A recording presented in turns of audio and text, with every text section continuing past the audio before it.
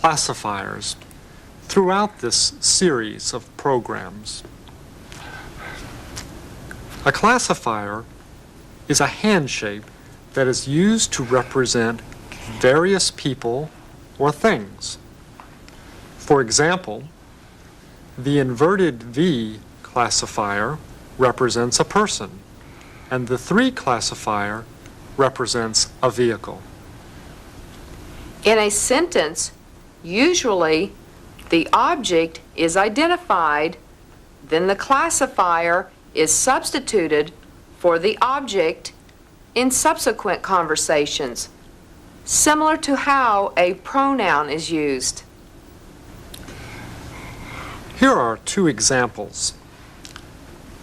My car broke down. I saw my friend Sam walking around carelessly. Classifiers are very useful in telling complex stories. In spoken languages, pronouns would be used, but in sign language, classifiers can satisfy the same purpose. I will tell you a short story to show you how classifiers can show location and movement. Each time I come up with a new character or vehicle in the story, I will assign it a classifier. Watch carefully.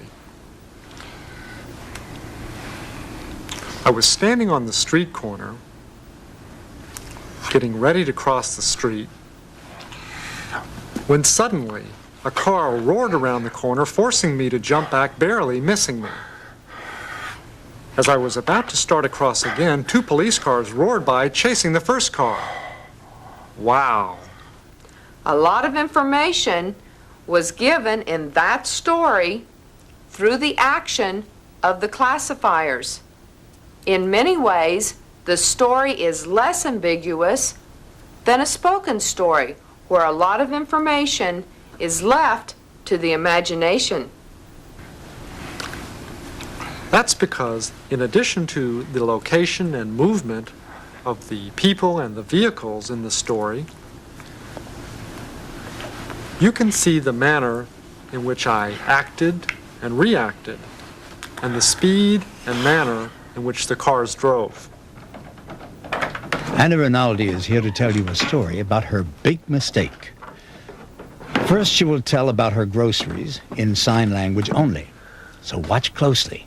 Then she will tell the story again while we add voice to help you.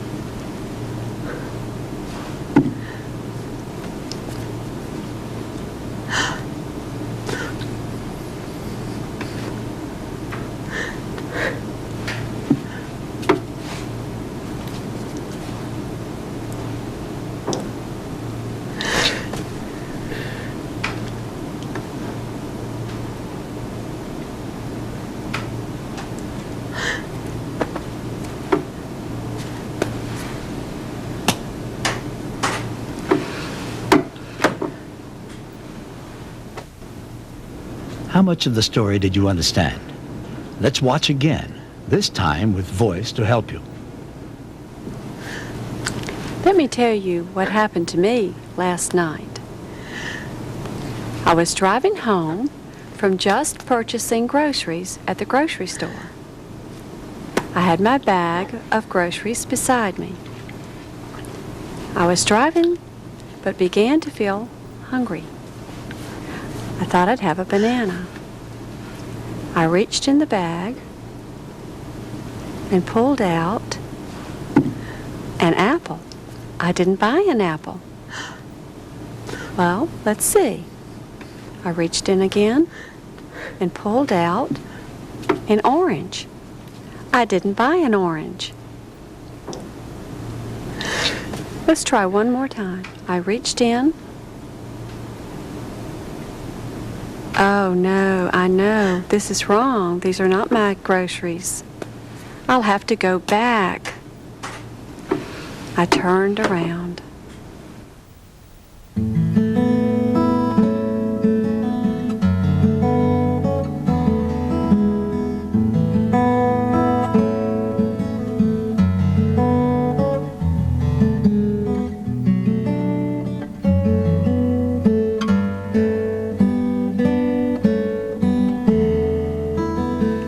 We sure covered a lot in this program, but some of the things we discussed will be practiced in future programs. Yes. You can't expect to learn all of the grammatical rules for a language from just one exposure. You must go over it again and again with lots of examples. More important, you need to practice the rules yourself. You can sit in your living room and practice all you have learned so far, such as fingerspelling, indexing, and eye gaze.